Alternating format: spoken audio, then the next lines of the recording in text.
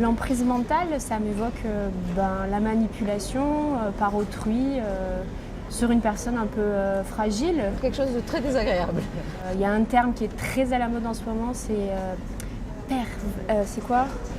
Perverse narcissique. Pervers narcissique, c'est très à la mode. Mais derrière tout ça, il y a une question de manipulation et du coup...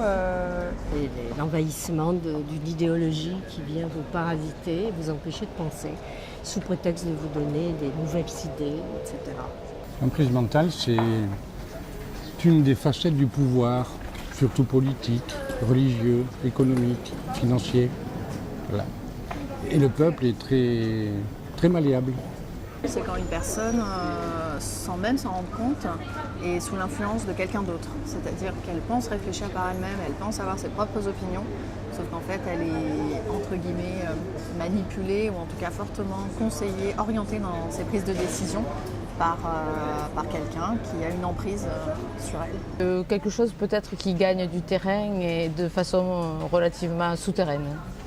C'est un peu à la mode avec toutes ces fake news, etc. Je pense que beaucoup de gens sont manipulés et on n'apprend pas à nos jeunes à faire la part de ce qui est vrai, de ce qui est faux. Donc c'est une sorte de manipulation, je dirais, généralisée. On peut être sous l'emprise d'un collègue, on peut être sous l'emprise d'un supérieur et sans... Voilà, pour moi, l'emprise mentale, c'est vraiment le fait de ne pas s'en rendre compte, quoi. Donc je pense que ça arrive bien plus souvent que ce qu'on pense. Et évidemment dans le cercle familial et privé, quoi, de la vie de couple aussi. Je pense que en fait, c'est dans toutes les sphères de notre vie, je pense. C'est pas que dans les problèmes privés qu'il y a de l'emprise mentale. C'est à une échelle internationale, voire nationale. Que ce soit l'art, la religion, la littérature, voilà, la politique, chacun prétendant avoir l'entière vérité alors qu'il n'y en a pas.